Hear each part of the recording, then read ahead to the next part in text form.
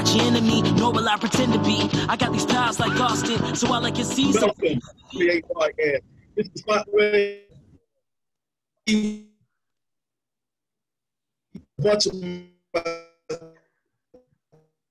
friends now, and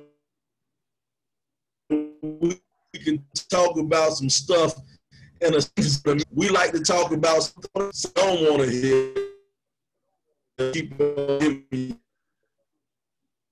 what you need. As I am Sly. They call me Sly the Sports Guy. I'm joined by three of my good friends. We'll start off in the bottom left. Got the Mr. Easy. Yo, is LBZ the great, the educator's educator, here for another great show with my guys. All right, down in the other corner, we got Mr. JK. JK, how you doing there, Doc? You might want to unmute yourself, Doc. Yeah. Oh, my bad, fellas. Yeah, just here on a Sunday afternoon, hanging out. Threw some nice food on the grill for the fam. Now about to chop it up with my boys. How is it the man with the most degrees don't know how to unmute his mic? What's going on? In the top left, we got the boss man, QB number 1. What's going on, baby? How you doing? What's up, brother? C-Nair's in the building, man. Ready to get it going, man. Let's get it. All right. Well, today, we got us a special topic today. Well, before we get into our topics, we want to tell you how you can follow us. We want to make sure that you follow us on Twitter. You can hit us on Twitter at the RIP28 Podcast. You can hit us on Facebook. Follow us at RIP28. What about Instagram? We're there too. Hit us at RIP28 Podcast. YouTube, make sure if you're watching this on YouTube that you click and subscribe. Click and follow, subscribe, all that good stuff on YouTube at the RIP28 Podcast, RIP28 Podcast. And SoundCloud, we're there too, RIP28 Podcast. Make sure you follow us. Make sure you follow us on all streaming platforms. Also, we'd like to tell you that we are always looking for sponsors. We're always looking for people who want to come in and want to sponsor the program. You want to put your app, you want to advertise your product. We're looking for you. So, hey, come and hit us up. Let us know. Let us know what your product is, and we'll put it out there. We'll advertise it for you right here on the RIP28 Podcast. Well, right now, we want to get into a little interesting topic, man. We're all right here around the age of 40. We're all at the age of 40. So we got to do a little bit of self-reflecting right now. We do a little bit of self-reflecting, and we all sit up here and wonder, what would we do different? What if we could get into that time machine, go back and talk to a 21-year-old me, a 22-year-old, fresh out of college, 23-year-old me? What would I go and say to me that would make my life different? I know we all happy. I know we all feel good about ourselves. But what could we tell that 21-year-old me? I'm going to start it off with the educator's educator. We'll start off with you, LBZ. What would you tell 21-year-old LeBron? Should be interesting. Well, being the educator's educator, I would definitely go ahead and tell myself once I graduated with my BA, I would definitely go on to further my education, whether it be a master's, certifications, or whatever it is. I would do something to further my education and to kind of get some more paperwork behind my name, kind of like my guy JK. Okay. I hear that, man. I hear that because I guess you being an educator, it's more money when you have those more degrees and more certifications in your pocket.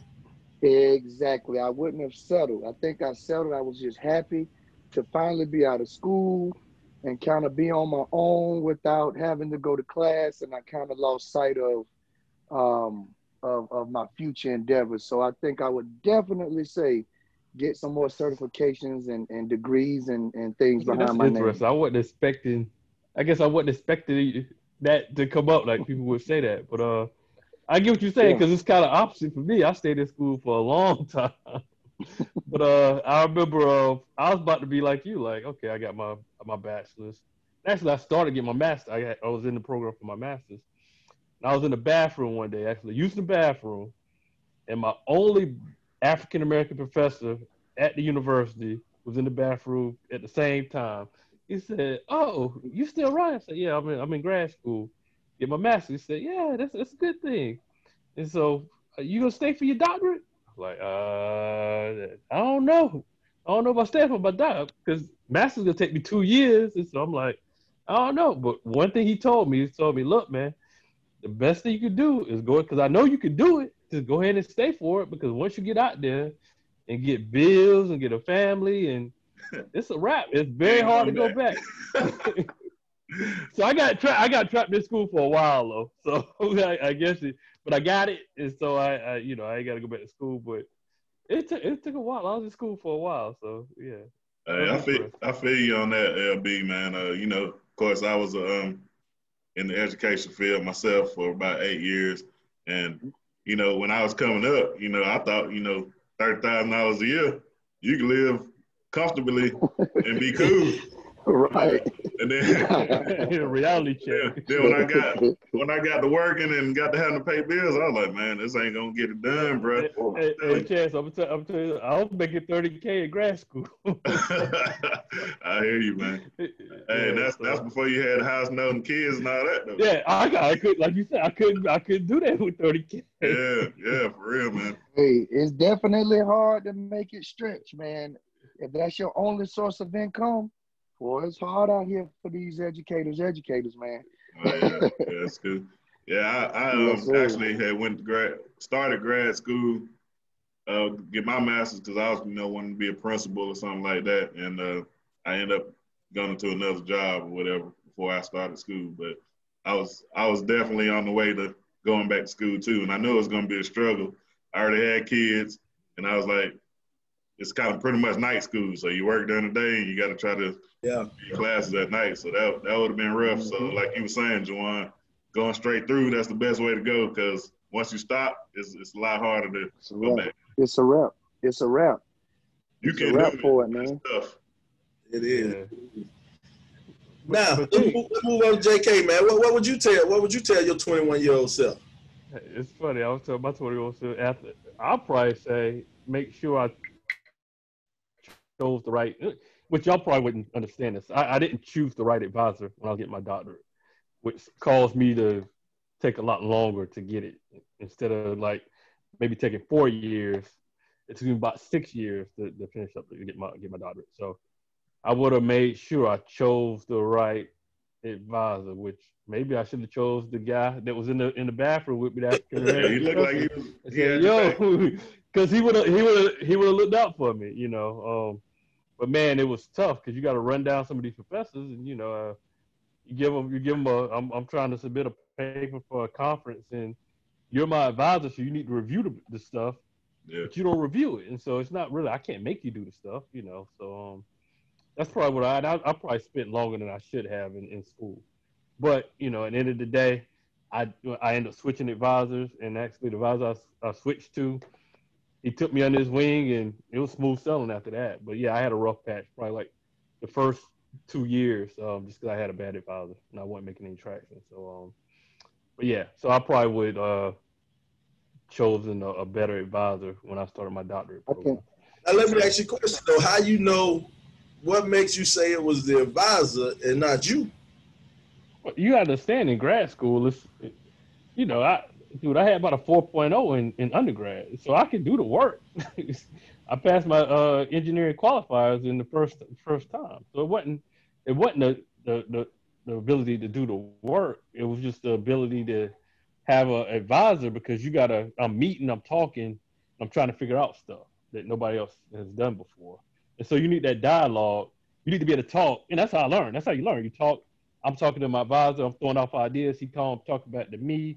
I didn't have that dialogue with my first advisor. Like literally, I can set up a meeting with my first advisor, and I show up at his door. Meet supposed to be at 2 o'clock. This happened multiple times. No show. You're not in his office. Where you at? I sent him an email. I don't get a response for like 2 weeks later. Like I literally had to sit outside that dude's class after he finished teaching just to talk to him. And so I had a horrible advisor. So yeah. So maybe you should have checked the bathroom. Maybe that's where you give out all this good advice, Juwan. But the reason I kind of asked that is because us three, we had a different college path than you did. We were all athletes. So with athletes, it's a little bit different. Too, you know, I went intramural basketball. My team was like we were student athletes at college. Yeah, we were saying that you went cold. We know you had your game. But the thing is, though, what I'm saying by that is, when it comes to the advisor, I think, I can't speak for their experience, but I'm pretty sure it's pretty much the same. When it came to advisors, our path was kind of already laid out. The athlete's path was already kind of laid out. Your advisor told you, you should take these classes. You should take this. This professor is a better professor for you. We already kind of have these classes mapped out. So, and then we had a whole department. Their job was to be advisors for the athletic program. So me trying to get in touch with my advisor was never a problem, because that was her job to make sure, I was eligible. And they would lose their job if they're not doing their job. Yeah. So it's different in grad school. They don't have to have grad students, but a lot of them, to get like a tenure, they got to publish so much, and that's what they need the grad students to publish. The advisor that I initially had, he had just gotten tenure. And so he didn't really care about publishing anymore. And so, he got a wife, he got kids, and he got little kids. And so for him to do extra work that he's not getting paid for, you got to really want to do it. So this is a difference there. Okay.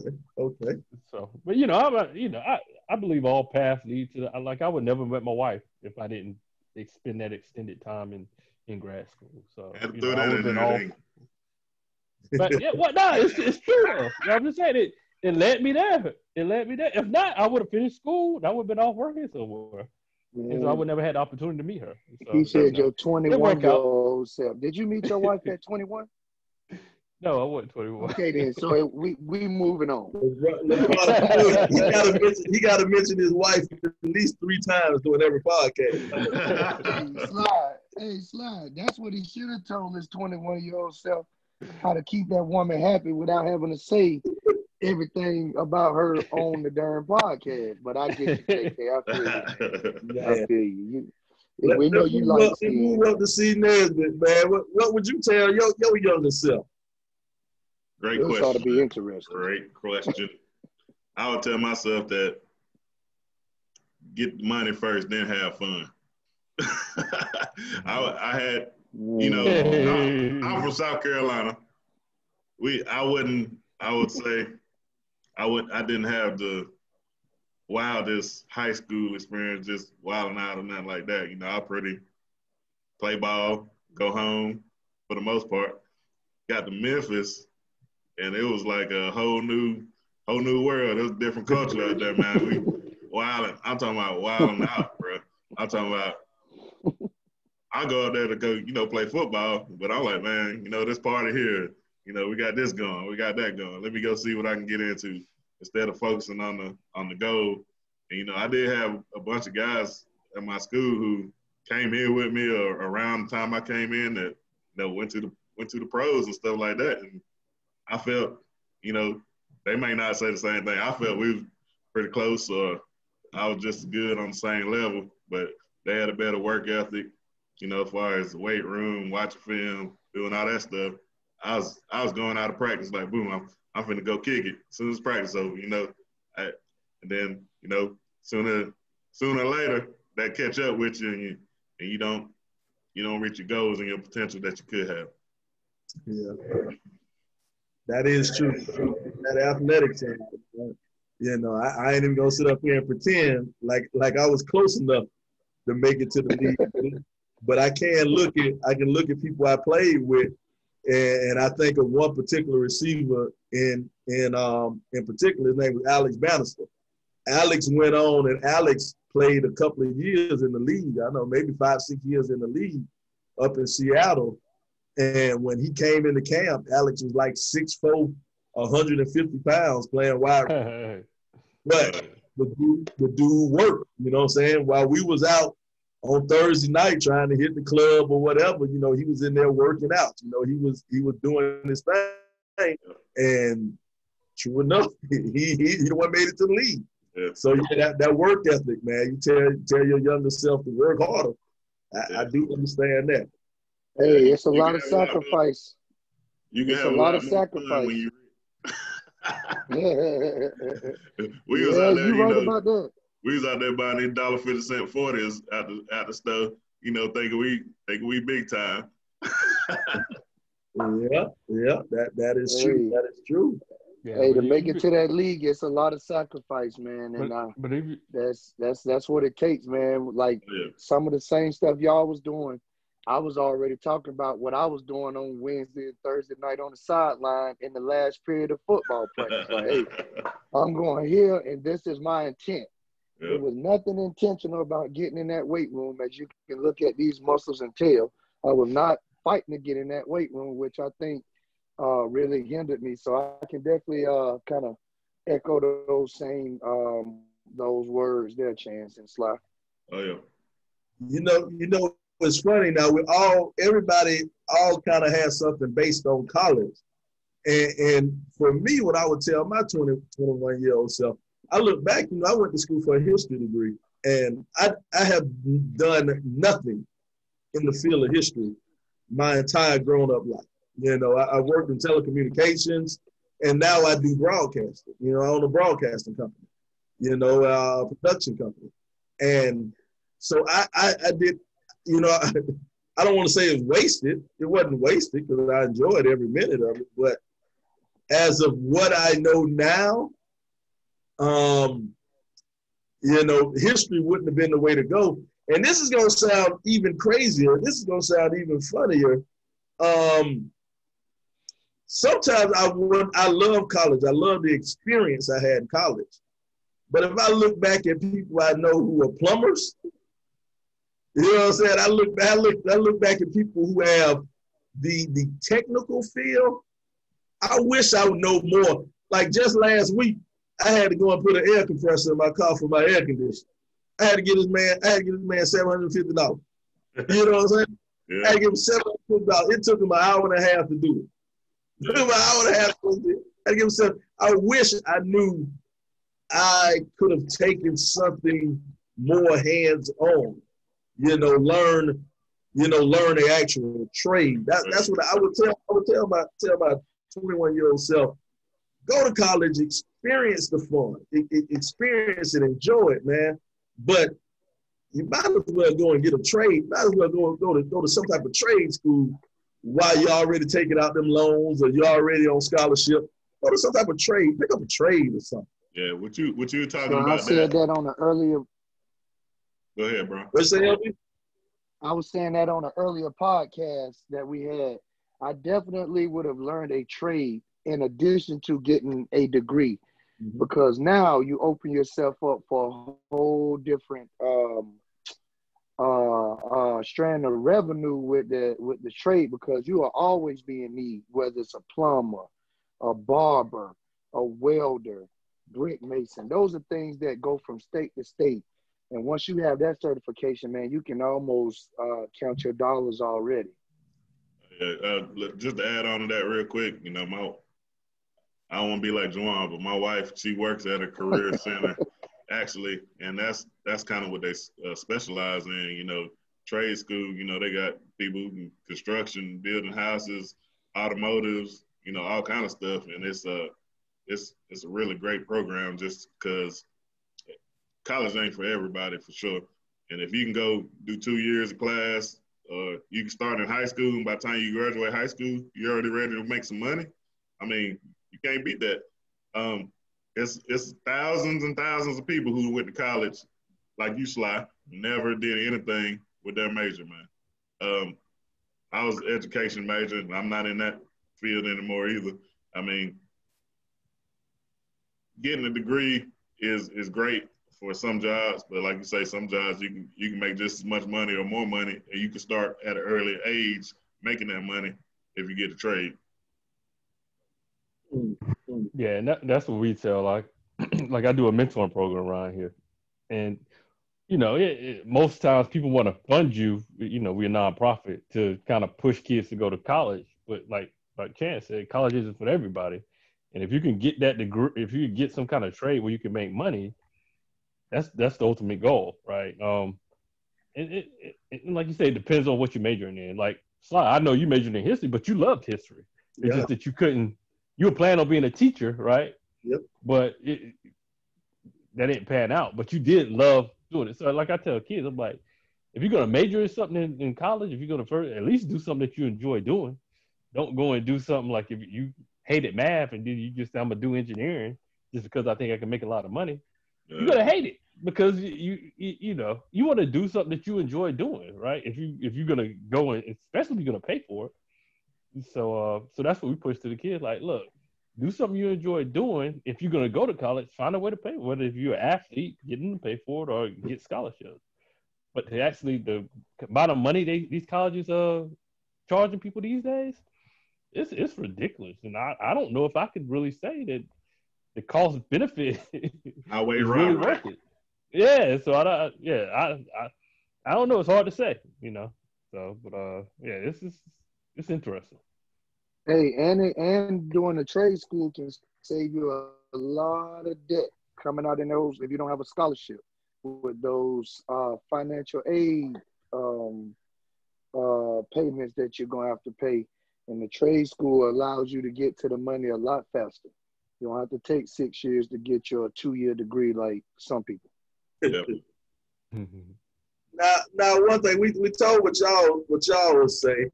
Now, me, what I would tell my 21-year-old self, I would tell him, keep on pulling out. Keep on pulling out. Because I'm gonna be honest, I know all you got. I have one son. I have one son. He's 11. And I waited till I was 30 to have my first kid. And I look back, I think of all the fun stuff I did during my 20s. I look at, I traveled, I went to Europe in my 20s. I've been all over this country, and I just had so much fun. But I look at some of my friends, who had the babies early and couldn't really do that. Now, I ran into a former classmate of mine. She had a baby when we were in high school. We all know her, but I don't want to say her name. But I ran into a bar here in Atlanta, and it kind of shocked me because I was like, "Yo, what you doing here in a bar in Atlanta?" I said, "Well, where your baby at?" And she looked at me like I was crazy. She said, "My baby." She said, "My baby 21 years old." And I was thinking, I was like, "What?"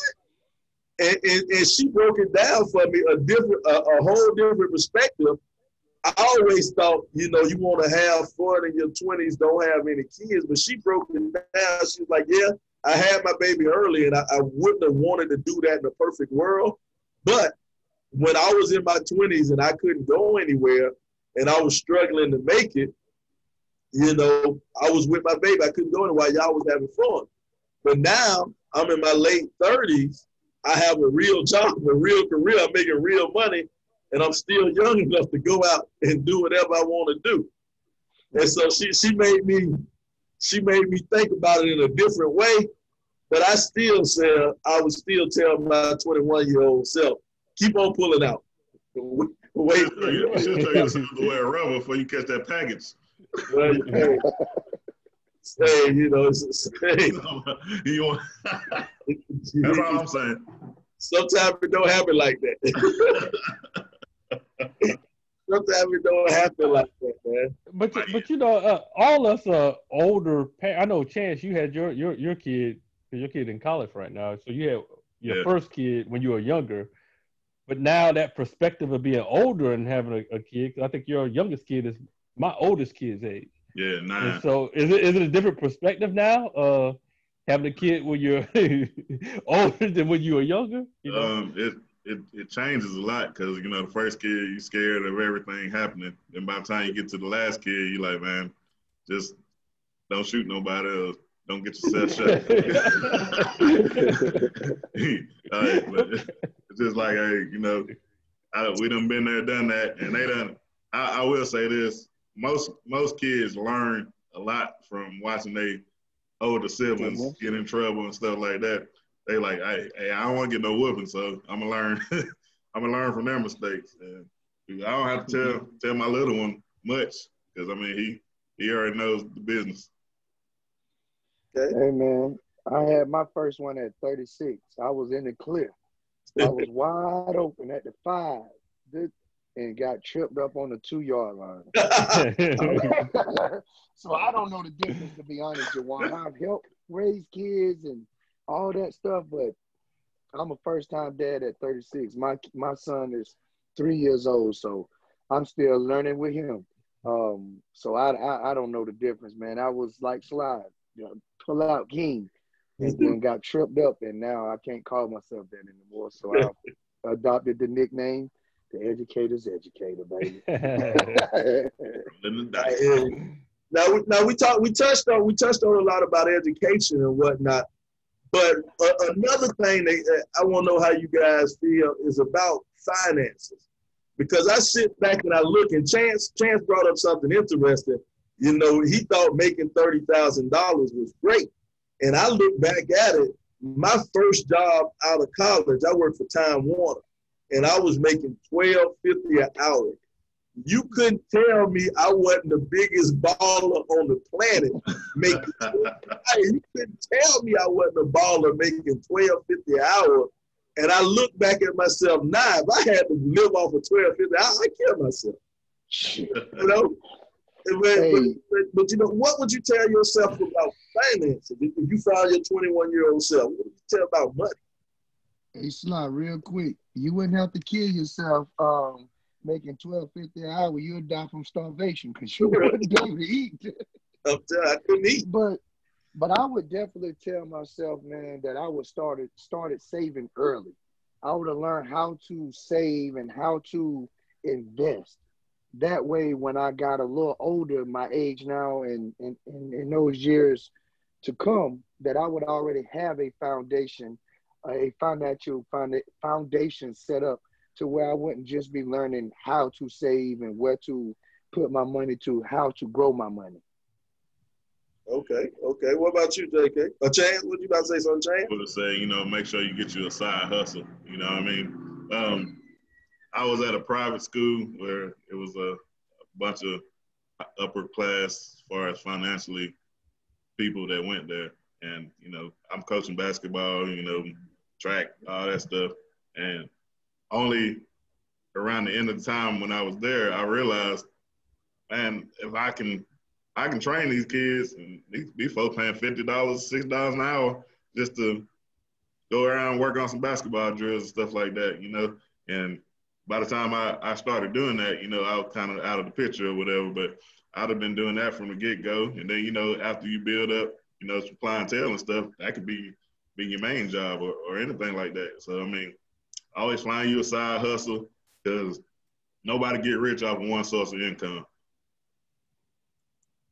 What about you, Drake? Yeah, I don't know. I don't know if I I was always frugal with money, and so you won't see me just spending money all willy-nilly. So, you know, but I think I probably would have spent more time, and this is not investing, but more so investing in myself and starting some kind of side business, doing some kind of tech company, just because I had more time. You know, I didn't have a family. And so I just had more time on my hands to do stuff like that. You know, I always got ideas, but you just got to have time to put into actually starting stuff up. And so that's probably what I would have told my 21-year-old self back then. And you know, it's interesting to talk about investing and stuff. I look, and I think I know one thing I'll tell myself: to buy more property.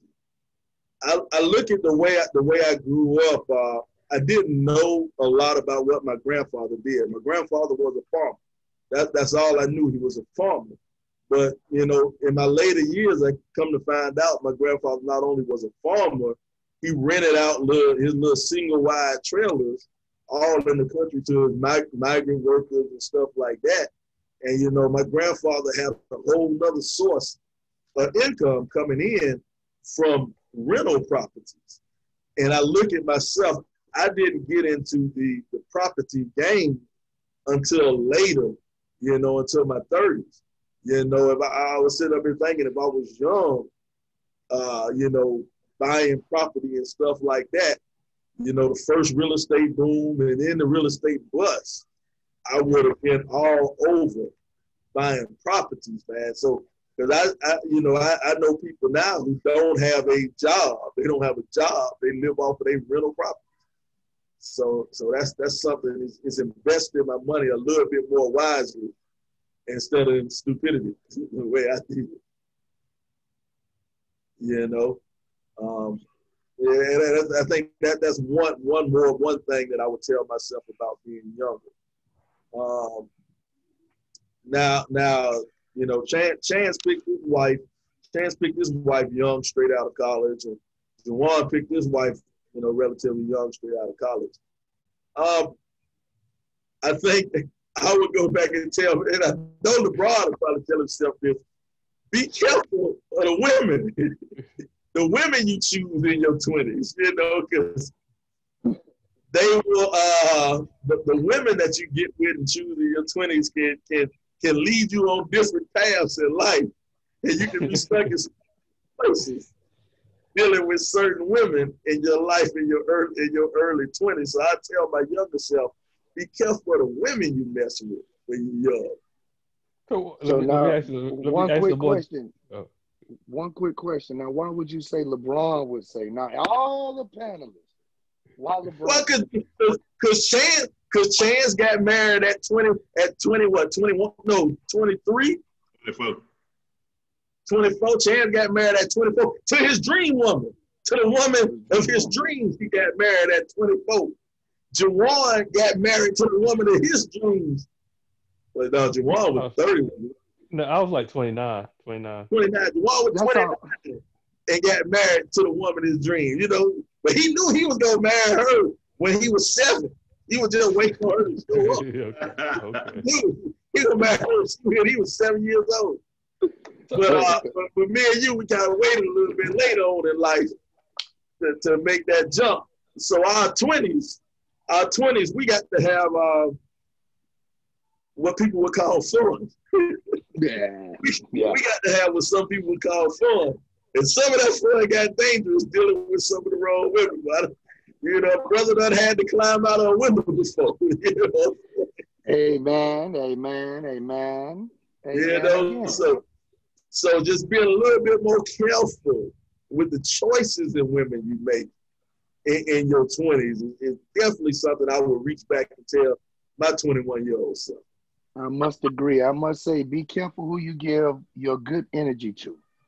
Be careful who you give your good energy to, because if you give it to the wrong people, it becomes exhausting, and you kind of start, and I wouldn't say settle, but you will find yourself back in those situations in your 30s and 40s that you were in your 20s, and you'll continue to make the same mistakes that'll continue to bite you.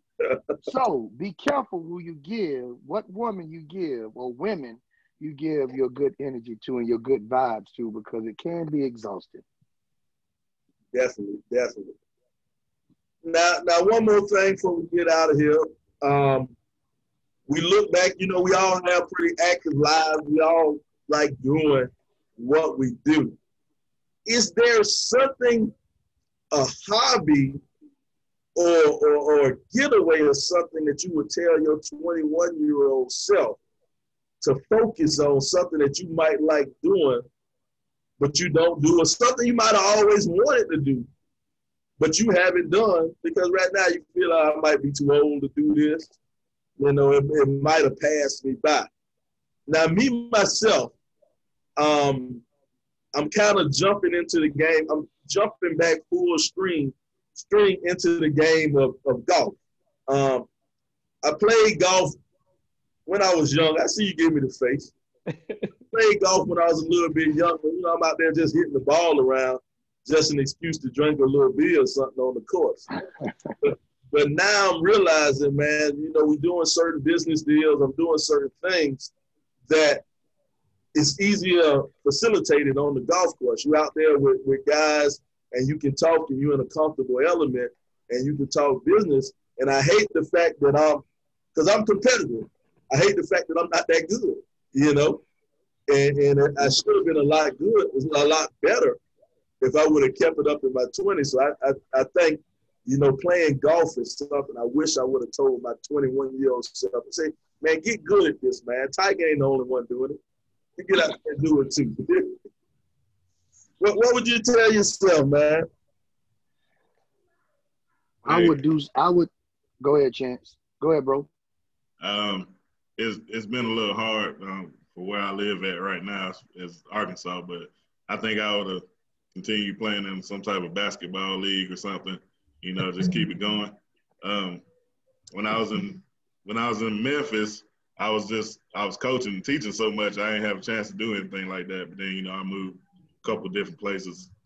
But when we came down here, I didn't have that opportunity because it's kind of too small. We don't have anything like that. But, you know, just something to keep yourself in shape. And, you know, of course, like you said, I'm competitive too. So I'm gonna do what I got to do to try to, you know, make our team win or whatever. So I would have been in a lot better shape than I am now.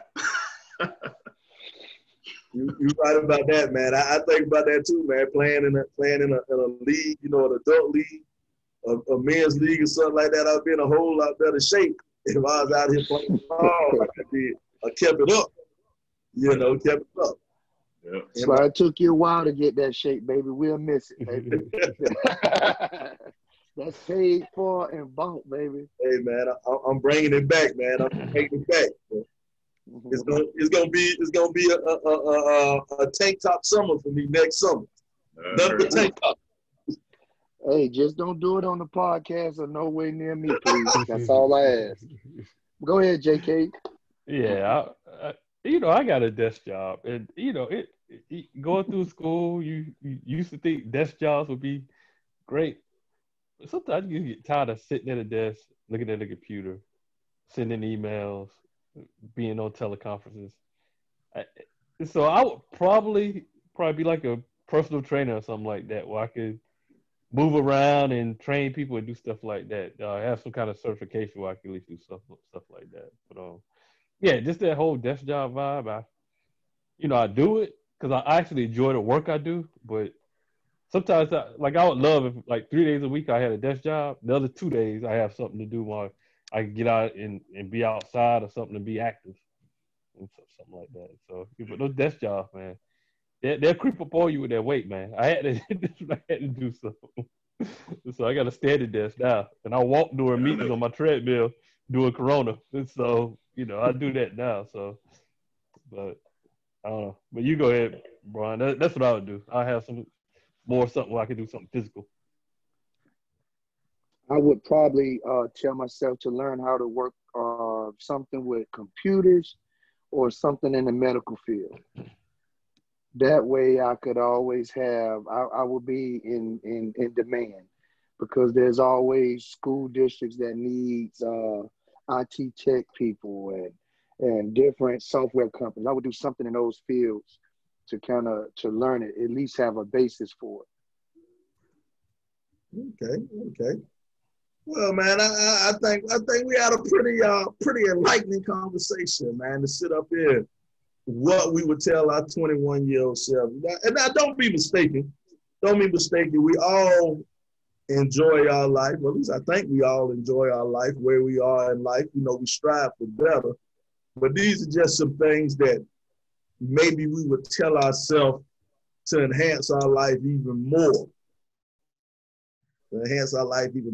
If we could just go back and plot these numbers. Now, one thing I would tell, I forgot to mention, if I could go in a time machine and go back, I would make sure I got the lottery numbers from when that lottery got up to $1 billion. I would make sure I brought them lottery numbers back with me. I don't know if I would tell 21-year-old Sly that. 21-year-old Sly, he might be dead. He might blow. I might tell 28-year-old Sly. Yo. 21-year-old Sly, he might kill himself with $1 billion. But yo, man, it's been a fun episode, man. We gonna close this thing out because we're running a little bit short on time. But Chance, you want to end us out with anything? Hey, you can't tell your 21-year-old self anything, but you can tell other 21-year-olds things, man. Let's make the world a better place by, helping out younger people and sharing your knowledge. Let's show. What about you, LB? Man, I just tell them, take advantage of every opportunity, every avenue. You never know where that road or avenue may lead you. Don't just stay within your box or stay within your comfort zone. Step outside that comfort zone and see where it takes you, man. It's a big world out here. How about you, JK?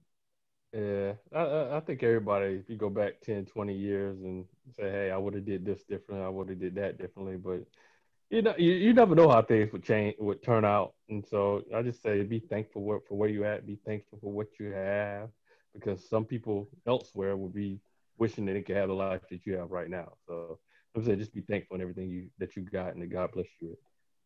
Oh, man, that sounds great, fellas. That sounds great. Well, this has been another episode of the RIP 28 podcast. It's the RIP 28 podcast. It's just a spot where a couple of friends can get together and we can discuss a couple of different things. Like I said in the beginning, we'll talk about some of the things you want to hear about. We're going to talk about some of the things you don't want to hear about. But most importantly, we're going to keep on talking about it. We'll see you back here, same time next week. We're out.